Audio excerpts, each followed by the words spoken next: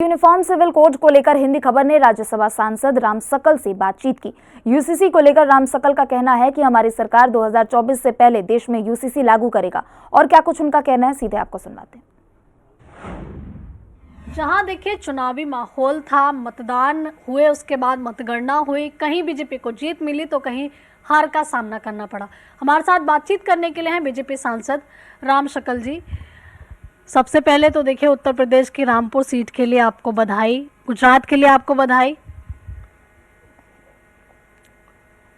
गुजरात का जो चुनाव था वो अपने आप में चैलेंजिंग चुनाव था, क्योंकि वहाँ हम 5वीं बार सत्ता में आने के लिए चुनाव लड़ रहे थे। तमाम जो हमारे विरोधी दल थे, कांग्रेस है, वहाँ आम आदमी भी हाथ पर चला रहा था, लेकिन वहाँ की जनता ने भारतीय जनता पार्टी को पुनः अपना आशीर्वाद दिया। और गुजरात का चुनाव से एक मैसेज पूरे देश में गया है कि गुजरात मॉडल जो हम लोग कहते थे, सरकार जिस प्रकार के गुजरात में काम हो रहा है, गुजरात में विकास के काम हो रहे हैं, और खास करके मोदी जी ने जो अपने 3 टर्म में कार्यकाल में जो मुख्यमंत्री थे, तो उसका जनता पर बड़ा असर था। और लोगों को आज भी बीजेपी के प्रति वहाँ गहरा लगाव है। और बीजेपी का अपना जो नेटवर्क है, काम है, वो ज़मीनी स्तर पे है। और इसी नाते उस जो गुजरात का चुनाव, उसका जो रिजल्ट है वो भारतीय जनता पार्टी के पक्ष में गया। क्या लग रहा है आपको कि इन चुनावों का असर, चाहे वो जहां आपको हार मिली हो, चाहे हिमाचल हो, यूपी की 2 सीटें खतौली और मैनपुरी की जो उपचुनाव में लोकसभा सीट थी, इनका असर आने वाले जो निकाय चुनाव है उत्तर प्रदेश के उन पर, या आने वाले जो 2024 के लोकसभा चुनाव हैं उनके ऊपर असर दिखेगा?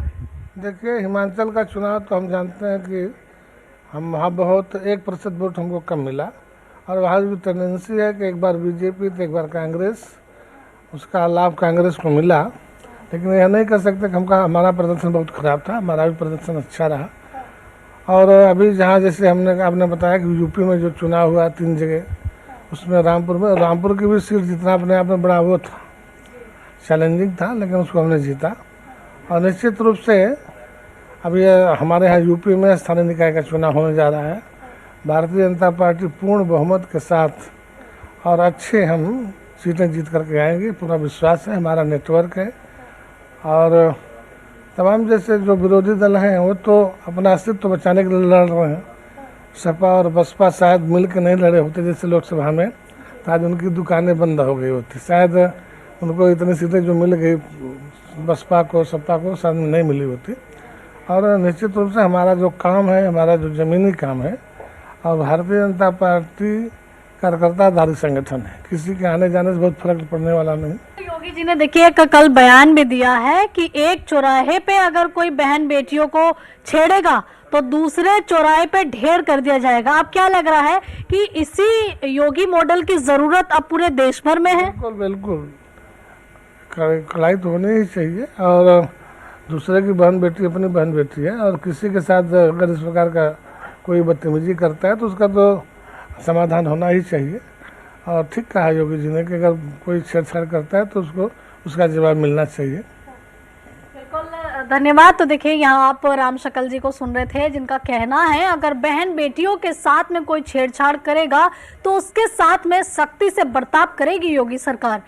कैमरा निशांत के साथ आंचल यादव, हिंदी खबर, नई दिल्ली। जहाँ देखिए